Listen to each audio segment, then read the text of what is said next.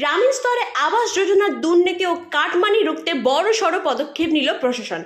আবাস যোজনার ঘর পাইয়ে দেওয়ার নামে কাটমানি নেওয়ার সুনির্দিষ্ট অভিযোগে পূর্ব বর্ধমানের মেমারি থানার পুলিশের হাতে গ্রেপ্তার হলেন দুর্গাপুর অঞ্চলের আলিপুর গ্রামের তৃণমূল কংগ্রেসের পঞ্চায়েত সদস্য অজয় চন্দ্র হরপে সল্টু।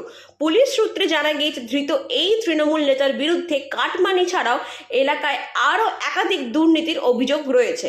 গতকাল গ্রেপ্তারের পর আজ শুক্রবার ধৃত অজয় চন্দ্রকে কড়া নিরাপত্তায় বর্ধমান জেলা আদালতে পেশ করা হয়। আদালতে নিয়ে যাওয়ার সময় সংবাদ মাধ্যমের মুখোমুখি হয়ে নিজের বিরুদ্ধে ওঠা সমস্ত অভিযোগ সম্পূর্ণ অস্বীকার করেন তৃণমূল সদস্য অজয় চন্দ্র।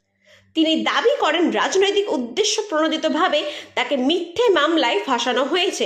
তার বক্তব্য, যে অভিযোগের ভিত্তিতে তাকে ধরা হয়েছে তা 2019 সালের ঘটনা, অথচ সেই সময় তিনি পঞ্চায়েতের সদস্যই ছিলেন না। রামদে নামে এক আইসক্রিম বিক্রেতা অন্য কারোর প্ররোচনায় তার বিরুদ্ধে 20,000 টাকা কাটমানি নেওয়ার সম্পূর্ণ ভিত্তিহীন অভিযোগ এনেছেন। এদিকে এই গ্রেপ্তারিকে কেন্দ্র করে মেমারি ও বর্ধমানের রাজনৈতিক মহলে তীব্র চাপানোত্তর শুরু হয়েছে। তৃণমূল নেতা গ্রেপ্তারের হতেই শাসক দলের তীব্র ভাষায় আক্রমণ করেছেন স্থানীয় বিজেপি নেতা তাপস বিশ্বাস। তিনি বলেন, এই গ্রেপ্তারি অনেক আগেই হওয়া উচিত ছিল। চোর কোনোদিনও নিজের অপরাধ স্বীকার করে না। ও শুধু একা চোর নয়, গোটা তৃণমূলের পরিষদটাই চোরে ভরা। বিজেপি নেতার আরও এক বিস্ফোরক অভিযোগ, দেবীপুর আলিপুর এলাকায় মানুষ সল্টুর অত্যাচারে দীর্ঘদিন ধরে ক্ষোভে ফুঁসছিলেন। সল্টু মূলত তৃণমূল নেতা নিতাই ঘোষের ঘনিষ্ঠ হিসেবে এলাকায় পরিচিত ছিল এবং এলাকা থেকে কাটমানির টাকা তুলে তার একটা বড় অংশ সে নিতাই ঘোষকেও দিত। এই ঘটনাকে কেন্দ্র করে আলিপুর ও দেবীপুর এলাকায় ব্যাপক রাজনৈতিক উত্তেজনা ছড়িয়েছে। তবে ধৃত নেতার বিরুদ্ধে ওঠা কাটমানির এই অভিযোগের সত্যতা খতিয়ে দেখতে সবকটি দিক ধরে বিস্তারিত তদন্ত শুরু করেছে মেমারি থানার পুলিশ। দাদা, গতকালকে মেমারি বিধানসভার দুর্গাপুর অঞ্চলের আলিপুর গ্রামের যে সদস্য, সে কাটমানি নেওয়ার অভিযোগে গ্রেপ্তার হয়েছে। আজকে তাকে যখন কোর্টে নিয়ে যাওয়া হচ্ছিল, সে তার অভিযোগগুলো অস্বীকার করেছে। কি বলবেন এ ব্যাপারে? দেখুন, এটা এই গ্রেপ্তারটা আরো আগেই হওয়া উচিত ছিল।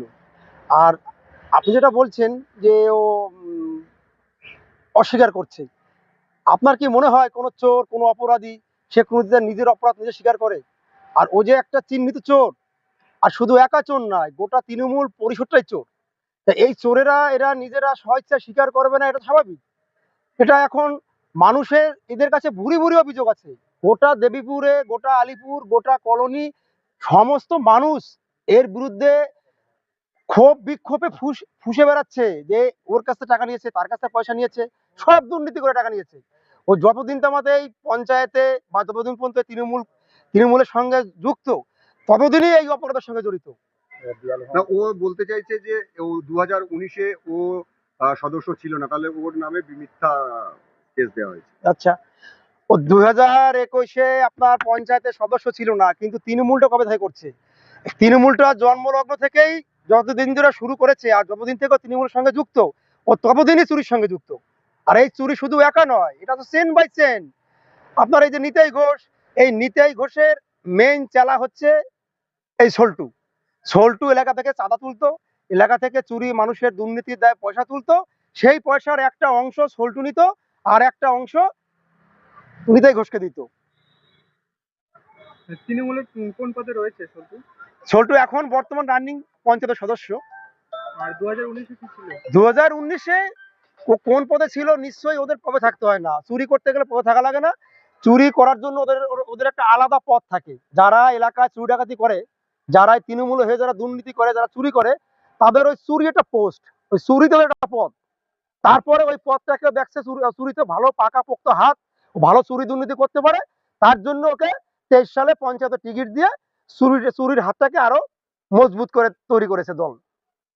আপনার নাম, পরিচয়? আমার নাম তাপস বিশ্বাস, বাড়ি? বাড়ি দেবীপুর।